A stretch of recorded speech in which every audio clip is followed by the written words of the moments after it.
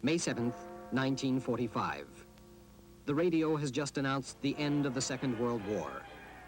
For the British and the other nations now celebrating victory, prospects for the future seem bright.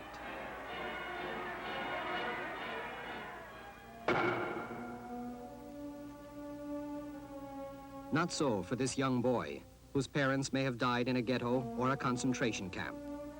He believes that Palestine is his homeland. But Jewish immigration to Palestine is forbidden by law.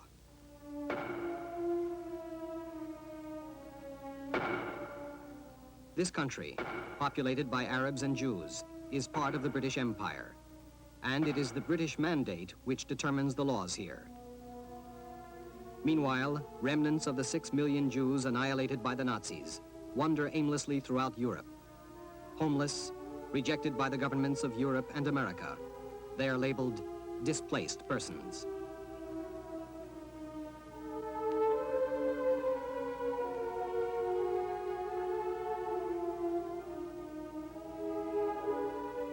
In the course of the next 3 years, a clandestine Jewish organization in Palestine organizes illegal immigration to the Promised Land.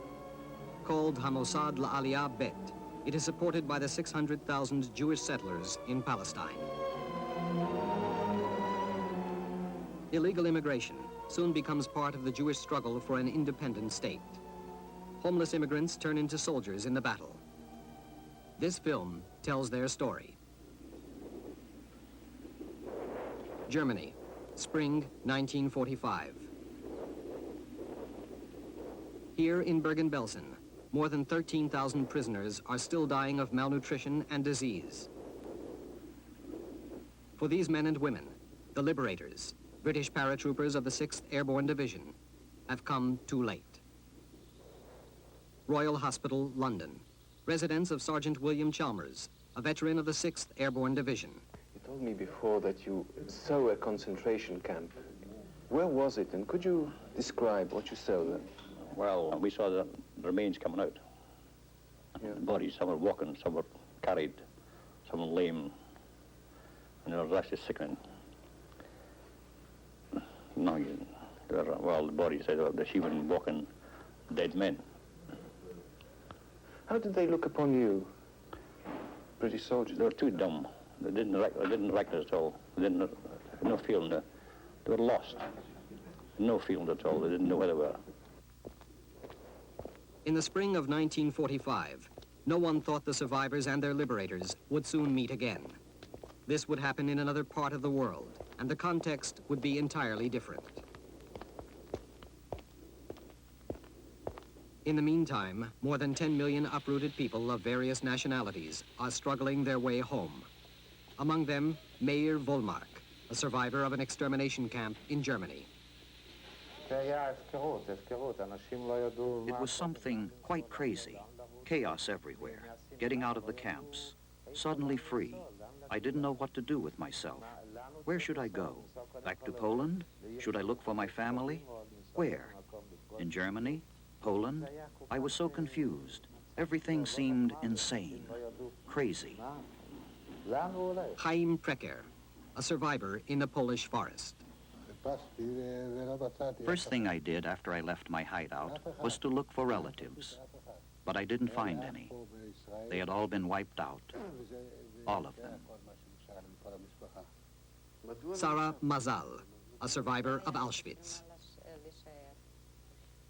I returned to my hometown in Romania, but I realized right away that I had no reason to be there. Strangers were living in my house. Not a single member of my family remained. Why should I stay? What for? I tried to reach the town we had lived in before the war. At the border, I met people on their way back to Germany. It's dangerous in Poland, they said.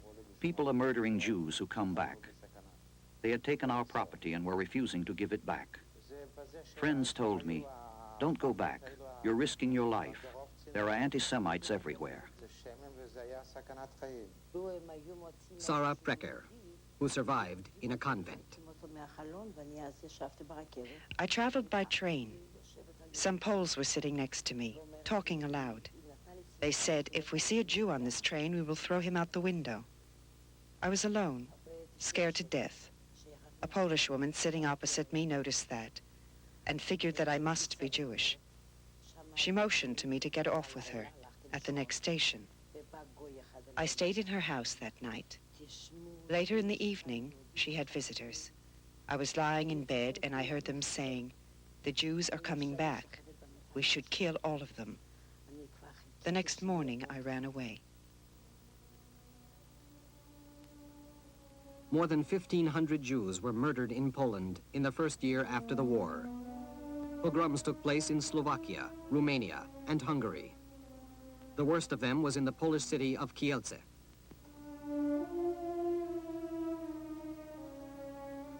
On July 4th, 1946, 42 Jews were killed here, many of them former partisans who had fought for the liberation of Poland. While eulogies were given by representatives of the government, it was clear that Poland was no longer home for the Jews. Yet, where could they go? Europe and America were prepared to admit only a few. The only place these refugees were welcome was Palestine. David Ben-Gurion, chairman of the Jewish Agency. Europe has become a graveyard for millions of Jews. There is no chance of rehabilitation there for the few survivors. We demand that these people be transferred to Palestine. I reiterate, we demand a transfer, an immediate transfer, a complete transfer.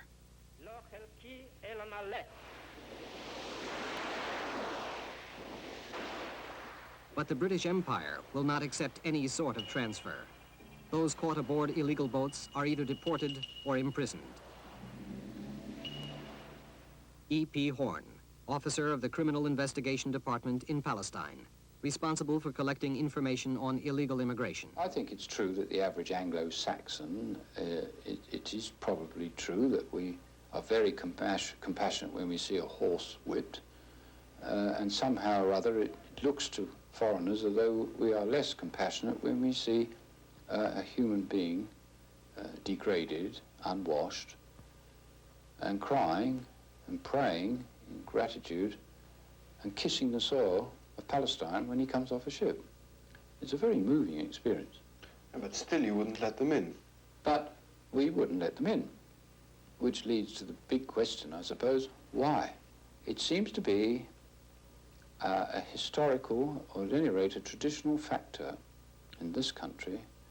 The English have a long association with the natural progression of law from its very earliest times, shall we say 200 years before William the Conqueror came, or as a round figure, the days of good King Alfred.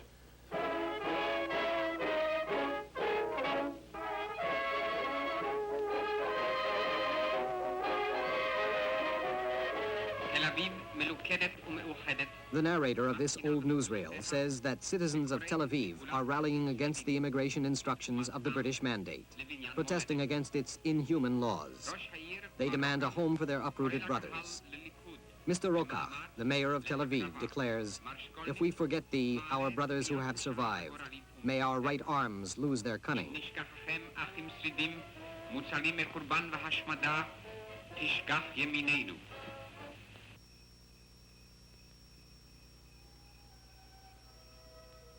Ezra Mazal, Holocaust survivor in Romania. We crossed the Romanian-Hungarian border at night. The Russian soldiers there pretended not to notice us. We had bribed them. We had no leaders and no one had organized us. It was all spontaneous. Those were the first months after the war. We got together by ourselves, a handful of desperate refugees. All we knew was that rumor had it that boats were waiting in Italian harbors to take us to Palestine. We had nothing to lose, so we tried to reach Italy.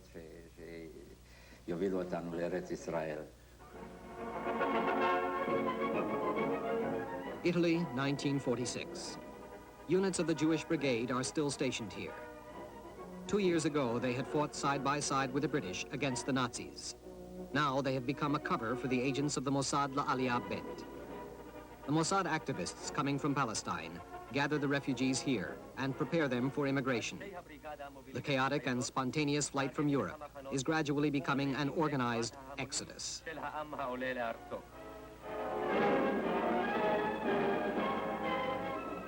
Gad Lasker, a Mossad agent in Italy. I met a group of refugees. They couldn't stop talking about the war. I thought then about my parents, who had been murdered in Poland. I started to cry. I covered my face so that they wouldn't notice. Suddenly, one of the young women saw the tears running down my cheeks. "You're crying," she exclaimed. They didn't expect such behavior from a man from Palestine. "You're crying." Then she too began to weep hysterically and uncontrollably, and the others joined her. I understood then that the most important thing we could do was just to sit with them and to listen.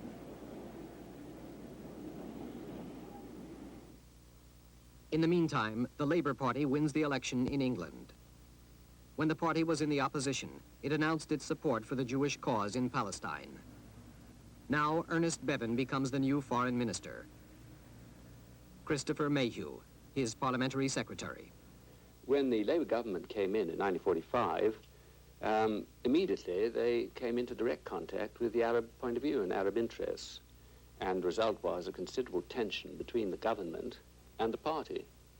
This was inevitable. And indeed, I think it's probably true of all Western governments that when they become a government, and they have to take note that there is a second point of view, the Arab point of view, they tend to go back on their previous strong pro-Israeli policies. As a result of the severe energy crisis in England, the fuel industry comes almost to a standstill. There is not enough fuel for the trucks carrying coal, and the winter is difficult. Ernest Bevin states, "The wages of the British workers are too deeply involved in the Mideast area to be lightly abandoned." Fuel comes from the Middle East, where the Arabs are the majority. To them, the Jewish immigrants are foreign colonizers threatening to dispossess the Arabs of their land. At this stage, the Arabs still rely on the British government to solve the problem. Clement Attlee, British Prime Minister. For a quarter of a century now, successive British governments have watched with close and sympathetic interest the progress of the Arab national revival. I need hardly tell you how much His Majesty's government deplore the state of unrest and disturbance into which Palestine has been plunged to the detriment of the interests and happiness of every community and indeed of every individual there. Illegal immigration policies become problematic, even inside the cabinet. Lord Emmanuel Shinwell, fuel minister of the Bevin government. The cabinet very seldom discussed foreign affairs. Foreign affairs was really a closed shop. If one reads Attlee's memoirs, one discovers that most of the foreign affairs policy was discussed between Bevin and Attlee by correspondence. It was one thing for Ernest Bevin to be Minister of Labour during the war, when he did excellent work on behalf of the country. It was another thing when he became Foreign Secretary.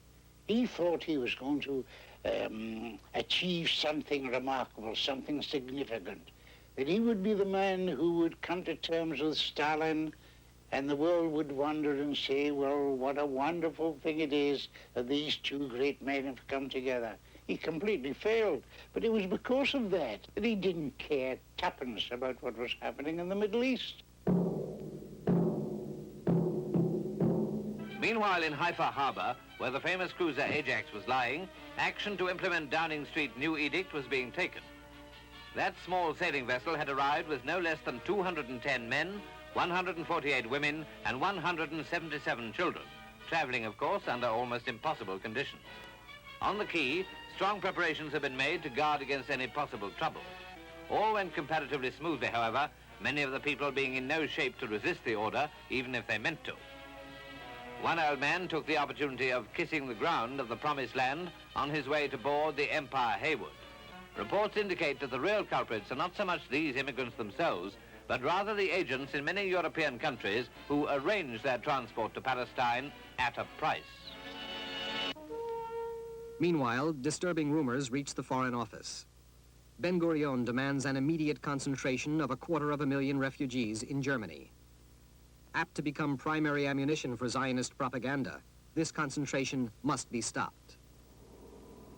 The British search for means to halt the Jewish exodus from Eastern Europe.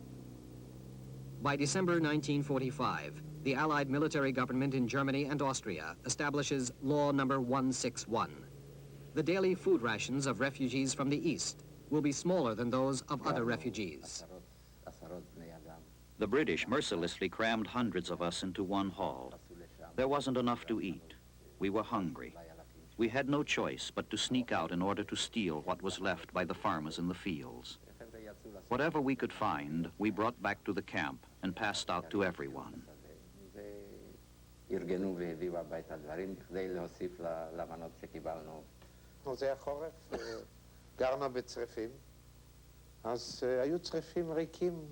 was cold. We needed fuel to heat the huts. Once we took apart a wooden barrack, which stood empty, and used the boards for fuel. Some American soldiers tried to stop us, and a fight broke out. Some of us got arrested. We went on to Austria, but they stayed behind in prison.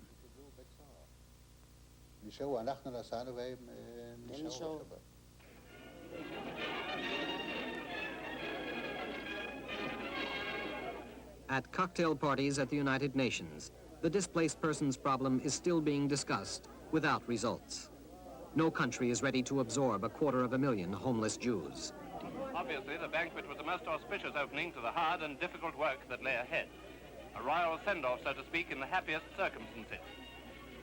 Perhaps the most interesting shot was an animated discussion held by the King, his Foreign Secretary, and America's Secretary of State. They were presently joined by the Prime Minister, and I'm only sorry I can't tell you what they were saying. While diplomatic talks drag on endlessly, hundreds of thousands of demonstrators rally at Madison Square Garden in New York in support of the Jewish struggle in Palestine.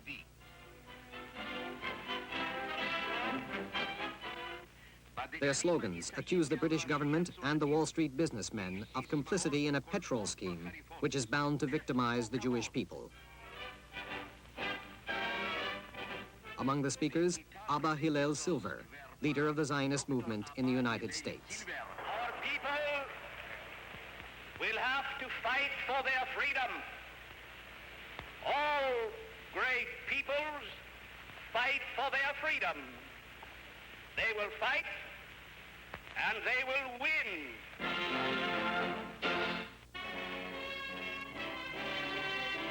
Forcible measures designed to meet the explosive situation in Palestine included a strict curfew at Haifa.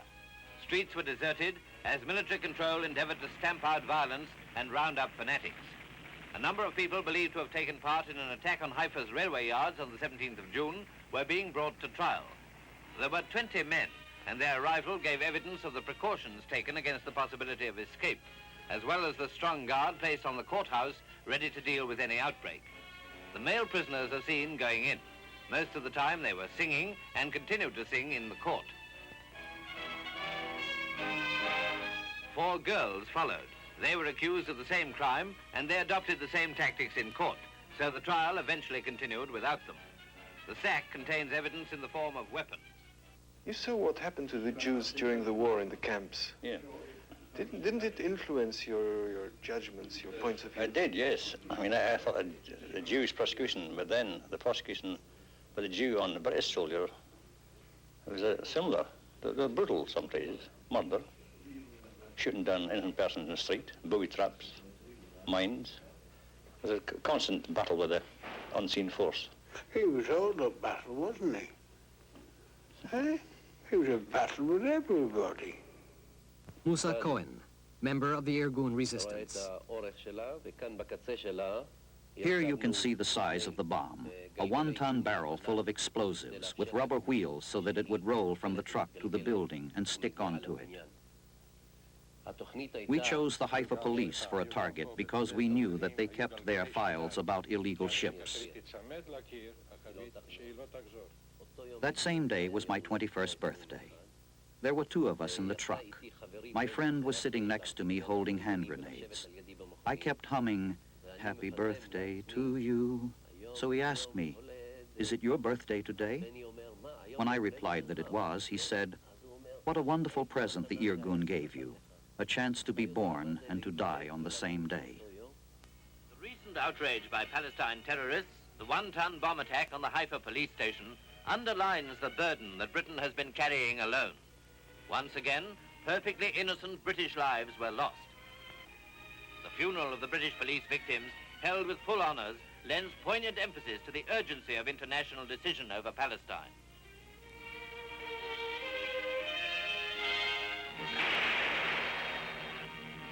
It's hard to convey this now, but at that period, Britain had enormous problems and responsibilities all over the world, and Palestine was a sideshow. I mean, Stalin, the formation of NATO, the creation of the Berlin blockade, Germany, the Marshall Plan, giving freedom to India and Pakistan. All these were on the agenda of the cabinet during this period. And Palestine, that was a sideshow. In Palestine, there are not enough prisons for the victims of this sideshow. Cyprus, the neighboring island, becomes the solution. The British government orders the immigrants are to be kept in camps pending a decision on their future.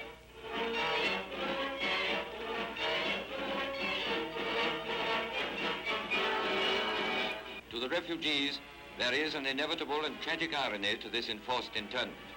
It comes at the end of their long journey from European persecution, and when they were within sight of the land they look upon as a national home. Many accept their situation philosophically.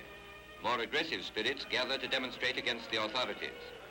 Jostled around in the flurry, the camera records the urgency and unrest which personify the unhappy question of Palestine. Through it all, British troops stand by.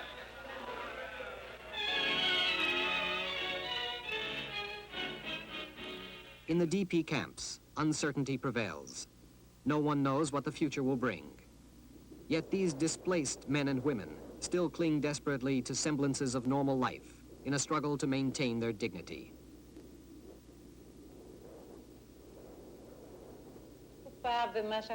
We were married in a camp near Graz.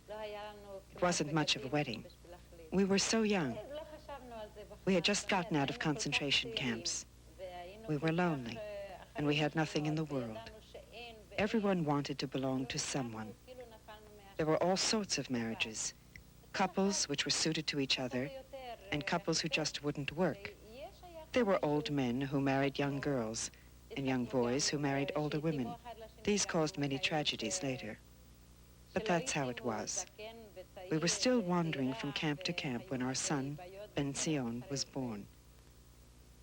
David Horowitz, a member of the executive committee of the Jewish Agency. The displaced persons were, without a doubt, our major political weapon.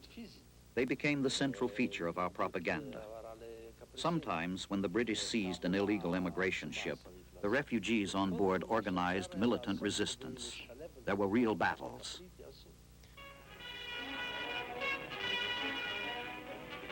Violent resistance broke out against troops ordered to transfer the Jewish refugees to a ship, presumably bound for Cyprus.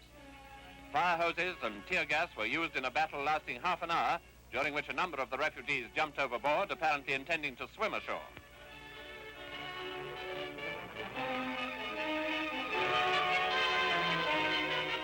Movie-Turn's cameramen, together with many press representatives, were not permitted to witness the battle. They were kept a long way off behind barbed wire barriers until all was over. The official reason given was that it's dangerous and you might get your cameras damaged. What is needed more than ever is a high-level solution to the apparently insoluble problem of Palestine.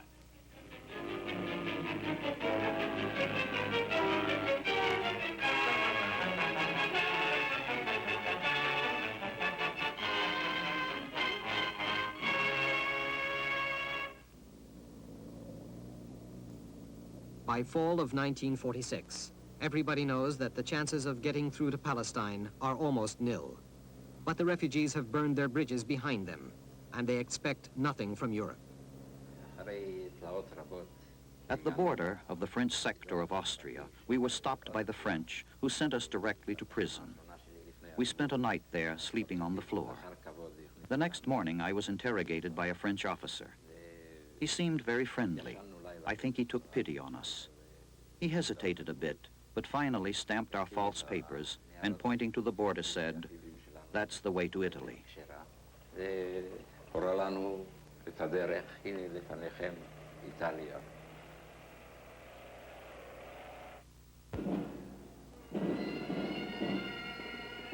But in Italy of 1946, the British occupation forces are still in control of the borders and the ports.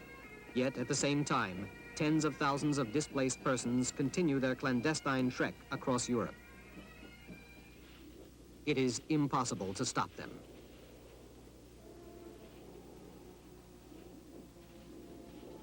Winter 1946, a passage through the Alps. It was tough. Winter. We had to trudge for hours through the snow, hungry and frozen. We were exhausted, very exhausted. We had to cross a river. We were young girls. We were very frightened. So the men lay down in the water, formed a living bridge, and that's how we crossed. It wasn't that deep, but it was cold. It sure was cold. The girls didn't feel it because they were walking on us, but we felt it all right. I was soaked to the bone, and no clothes to change, just what I wore. But by the time we reached Italy, the clothes had dried.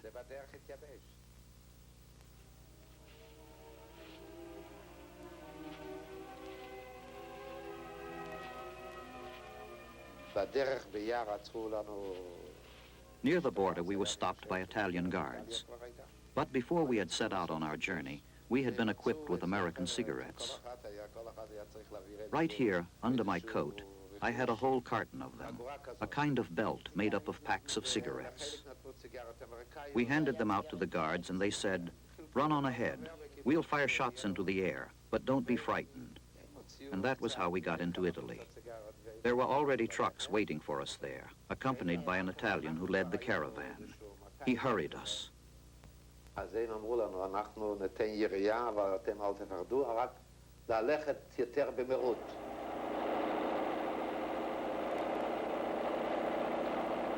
Any Italian who helped the refugees could expect to be tried and imprisoned if caught by the British. Alberto Ligobi, a former officer in Mussolini's army, deserted to the lines of the anti-fascist partisans during the course of the war. Later, he became a displaced persons convoy leader. First of all, I was, like a lot of Italians, we were very shocked about the movement they made Mussolini to follow Hitler in prosecuting the Jews. There were some friends who were very good officers, they were Jewish, they were sent out of the army, just because that. Well, this problem shocked the Italians very much, and especially in the army. In the army, a lot of officers from were Jewish for religion. They were very good. They did their job even better than the Catholics. So why? We couldn't understand that. That was a word on the back of our. So that was one reason, maybe the principal one. The second one was because it was forbidden. I like forbidden things.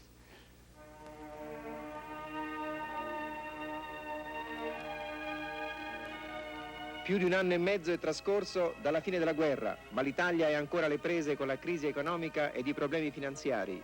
E a Roma impervia il freddo. More than a year and a half has transpired since the war's end, and yet Italy is still in the midst of a serious economic crisis. Unemployment, hunger, a scarcity of staples, the black market.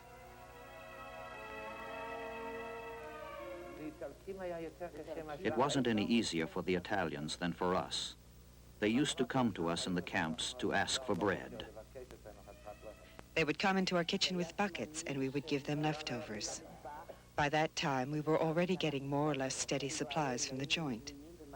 But when we didn't have any food, they shared the little they had with us. We became great friends with the Italians. Wonderful people. Maria Grazia Bergiacchi, a resident of La Spezia. We could see the suffering in their faces. They were starved and emaciated, forced into small quarters with their little children. Their women had stretched clotheslines in order to hang out the baby's tiny underclothing. We helped them as much as we could. We brought them food, medicine, whatever we could get. The people of La Spezia felt their pain. In their eyes, we saw their burning desire to reach the promised land. Maria Bergiacchi's father owned a small shipyard next to the port of La Spezia. Here, wrecks of old cargo ships were turned into illegal immigrant boats. Under normal conditions, Maria Cristina was fit for a crew of 15 people. Now it had to carry over 850 passengers. Its name was changed. Haganah Ship Unafraid.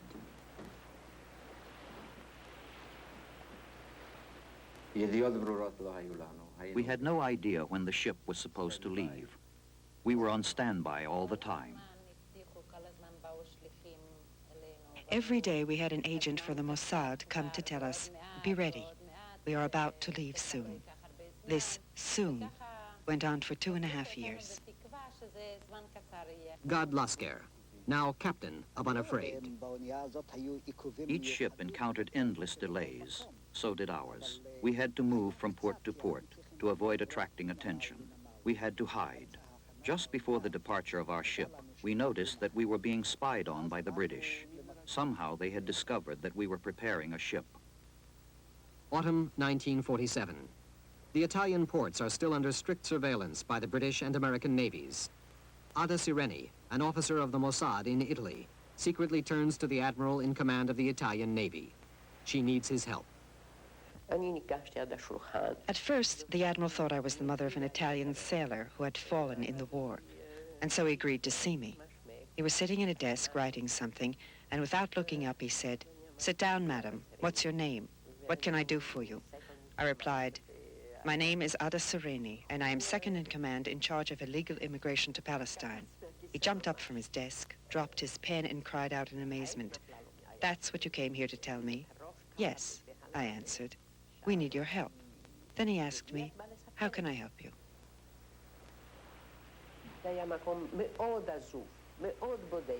He found us a beach 120 kilometers north of Rome. It was a lonely and deserted place, completely isolated. In addition, the admiral ordered the villagers in the area not to notice a thing. All we had to do now was to get the ship there and organize the transportation of hundreds of passengers.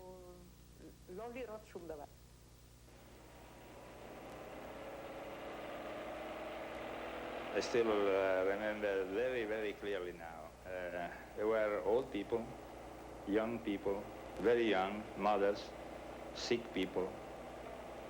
And, well, I never had the soldiers so disciplined. I had to keep them quiet. I told them sometimes we had to have this very discomfortable means of transportation. The minute I said down, and they disappear, it looked like the truck was empty. I said no noise. Even the small children couldn't cry. Sometimes I had to stop because they wanted to have their, or either to drink or to make what they had to do. I say, all right, 2 minutes. They jumped out, in 2 minutes they were all back again. Every evening after dinner, I gave my baby sleeping pills so that he would be quiet if they came to take us. He was only a year old. Night after night, we expected to leave. Night after night, I gave him sleeping pills. And each time, the trip was canceled at the last minute. I was worried about the child with all of those sleeping pills. One night, I decided not to give him any more. I even unpacked the suitcases and went to sleep. Of course, that same night, the agent came and said, "Aren't you ready? There's no more room on the truck." I took off my shoe and threw it at his head, screaming, "We've had enough." He had to give in. We had to go.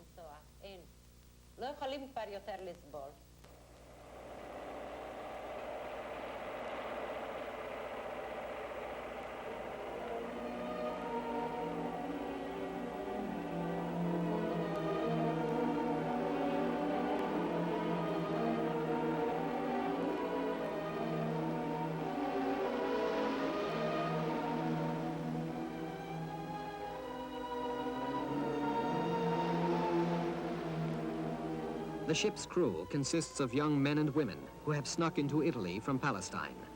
Among them, Zipporah Rosen, the ship's radio operator. We helped them climb on deck and get settled in the ship's belly. Of course, there was very little room inside. There was a great deal of pushing going on. People were squabbling about who would get the comfortable places, and they were afraid of losing their things. They didn't have much, but what they had was all of their worldly belongings. It was very difficult.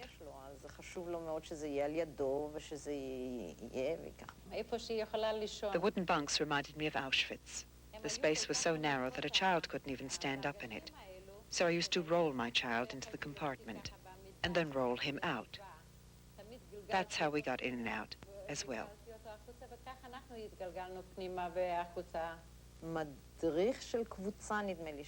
I'll never forget it. We had to finish the operation before dawn, so we rushed them. And then one of the refugees turned to me and said, "You're just like the Nazis." I'll never forget those words. But what could we do? We had to carry out the mission in the dark in order to set sail before sunrise. Otherwise, we would be detected.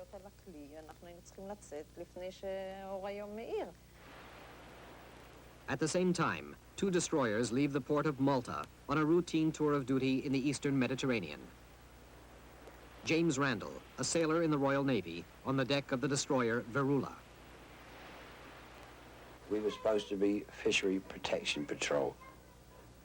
But whose fishing boats we were protecting, I wouldn't know, because as far as I know, as I said to you before, that none of our fleets ever used to go out there. And why weren't you told what the real purpose of these searches was? You don't know our Admiralty, that's all I've got to say. They never tell you anything to the last minute.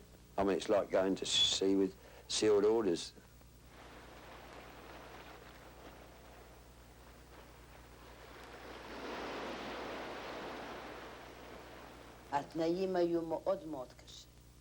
It was awful. We lay there like sardines. The boat was small, and there were more than 800 people on board. We had to lie there for 14 days in the filth and the stench, vomiting all the time. Most of the passengers were women and children. The seas were rough during the entire voyage.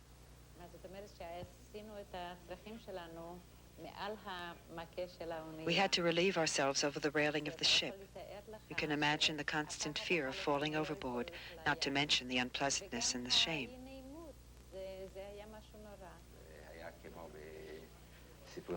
It reminded me of the stories of slave ships. The slaves were bound with chains and forced to relieve themselves right there.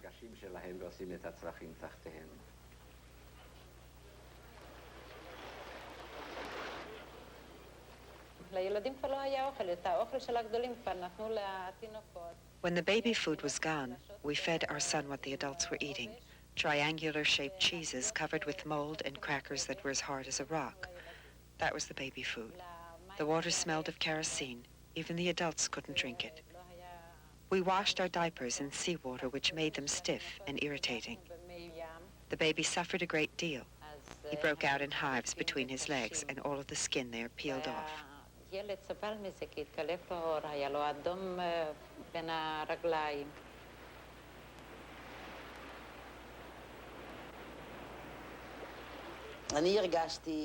It was a nightmare. We had to lie there for 14 days. I was seasick the whole time. I didn't eat a thing, and yet all I did was throw up. To this day, I don't understand how I lasted for those 14 days with only a slice of lemon and a bag to vomit into.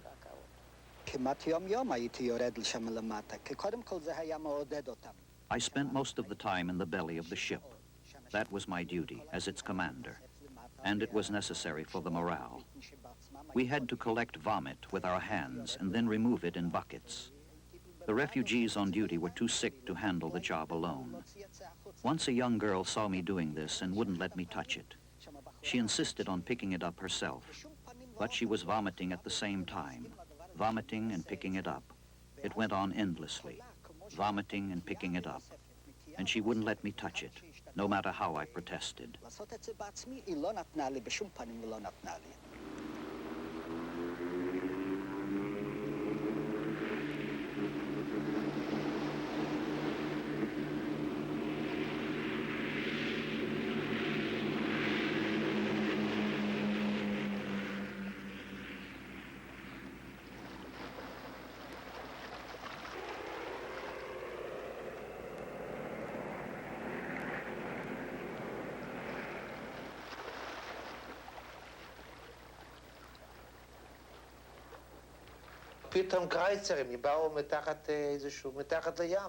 Suddenly, the destroyers appeared as if they had emerged from underwater.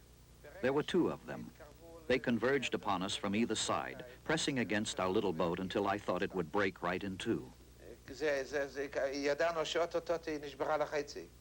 We were with for, I think, approximately 2 to 3 days, just going parallel with her, you know, and our captain, Captain Stallman, Commander Stallman, he was holding conversations with them all the time, you know, like asking them, could we come aboard and inspect the papers, and the moment had an American skipper on board. But when we got on board it, we never did find him. We announced that we were a freighter sailing for Turkey. They replied through the loudspeakers, "We know very well who you are. You are not a freighter." Our ship had some kind of Turkish name. Since the heat was insufferable, we were all naked inside of the boat. Then they removed the tarpaulin and the icy wind came in. We climbed to the deck to get some fresh air. It was cold there. Many of us contracted pneumonia. My baby came down with a high fever. So they're pretty filthy, anyway, and it really did stink. Plus, well, there was a doctor on board, and I think he'd had a pretty rough time, because I know on that one there was a couple of dead babies, and any amount of pregnant women, if you know what I mean.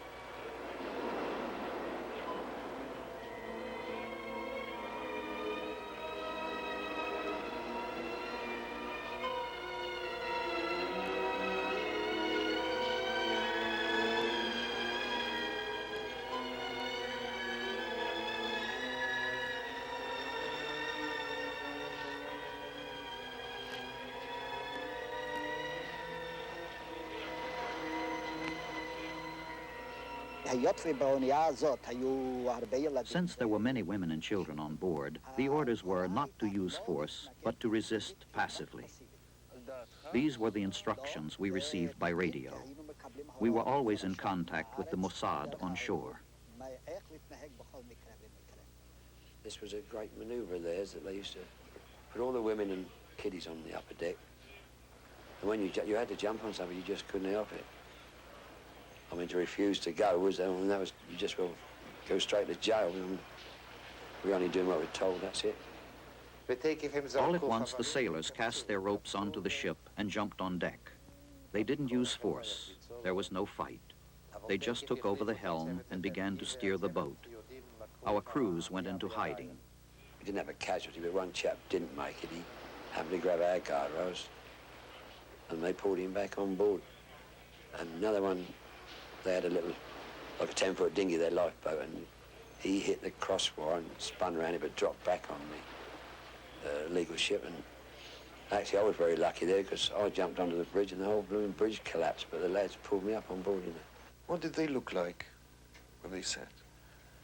Really exhausted. But they were in the 3-mile limit and they could see Mount Carmel. And to them, that was home. I presume so anyway. And I believe I did tell you that once they came in to sight of Hyper Harbour, where, as you know, Mount Carmel was over the back there, they all stood up and just sang what they were singing, God alone knows, but they was crying, you know, weeping, as you might say, but they were all facing Mount Carmel and singing away to their heart's content. And I don't think you could have sunk the ship, they wouldn't have moved. It was quite touching, actually.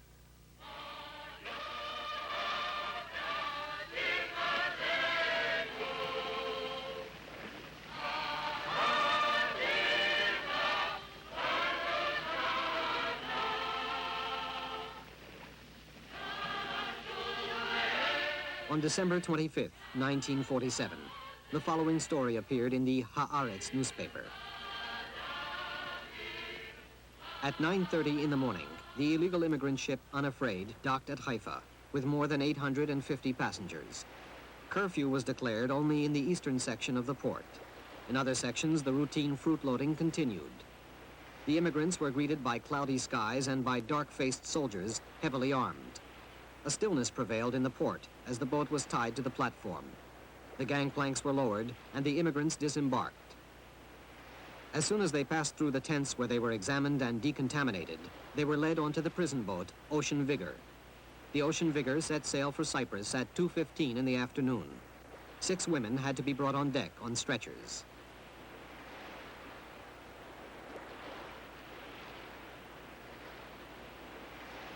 Do you think it was morally justified to bring these packed ships? Well, the Jews are chosen people, so they say, as part of the plan. I don't know.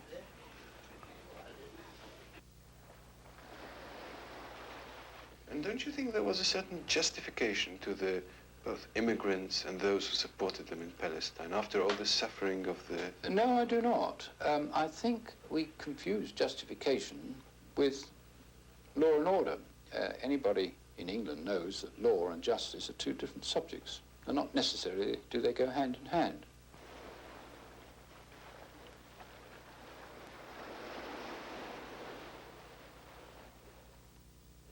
Don't ask for more than is possible for you to get peacefully, because in the end, you can't win.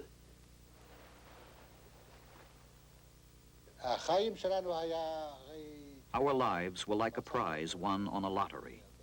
6 million of us had been wiped out. How many had survived? So if our lot was to live, we wanted to live as free men.